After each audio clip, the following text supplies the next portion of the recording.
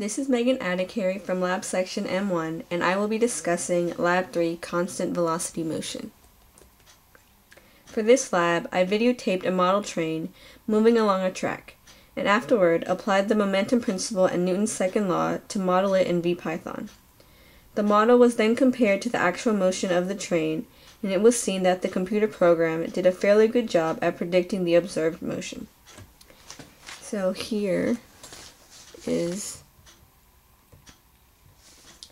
the clip that I took of the train, and I set the origin at the left end of the train, and I set the calibration stick to the length of the train's whole car, which is approximately 0.254 meters, and chose a point near the center of the car as the average distance.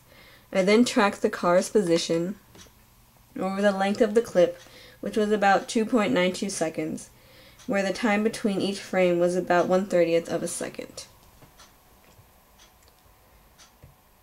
Then, to model the train's motion, I looked up the mass of the coal car that also stored the batteries, which was approximately 1.13 kilograms.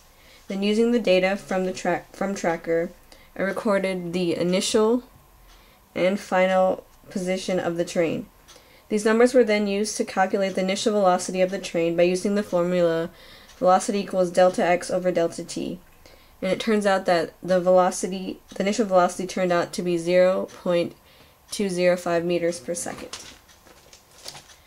Then, in order to predict the motion, the program used the momentum principle and the equations the final velocity equals initial velocity times plus the net force divided by the mass times delta t, and the final position equals initial position times the final velocity times delta t. However, to have constant velocity, the final velocity must equal the initial velocity, and that means that the net force divided by the mass times delta t equals 0, and since neither mass nor change in time could be 0, the net force must be equal to 0, and that is why the force vector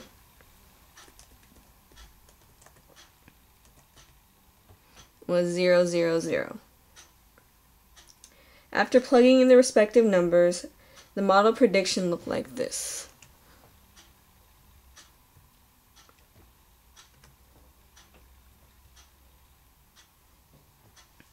Just as the average position was taken a little before the origin, the model also started a little before the origin.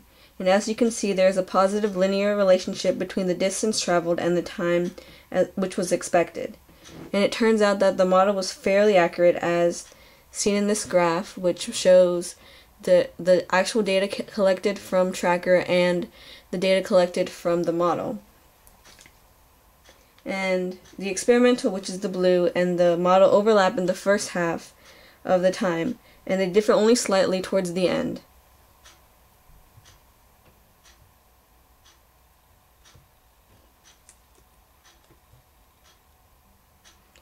Now to the what-if questions. And so the question was asked, what would happen if we changed the position of the origin? If we changed the location of the origin, the initial and final position of the train would have changed, but the velocity should have remained the same, as the total distance traveled wouldn't have changed, as it's the whole distance that was traveled, and the time would also remain the same. And since the velocity is calculated by delta x over delta t, since neither delta x nor delta t changed, the velocity would have to remain the same. Direction, on the other hand, may have changed if the axes had changed along the position of the origin, as in the positive became to the left instead of to the right, as it was in this experiment. And finally, what does this all mean? Well, for the model, we assume that constant velocity, which led to the assumption that the net force equaled 0. This would mean that the force acting on the trains, such as gravity, the normal force between the train and the track, the friction of the track and the train, the wheels of the train, and drag, would all have to cancel each other out to allow for the constant velocity motion, allowing our model to be correct because we assumed that the net force was 0 and our velocity was constant throughout the distance that the train traveled.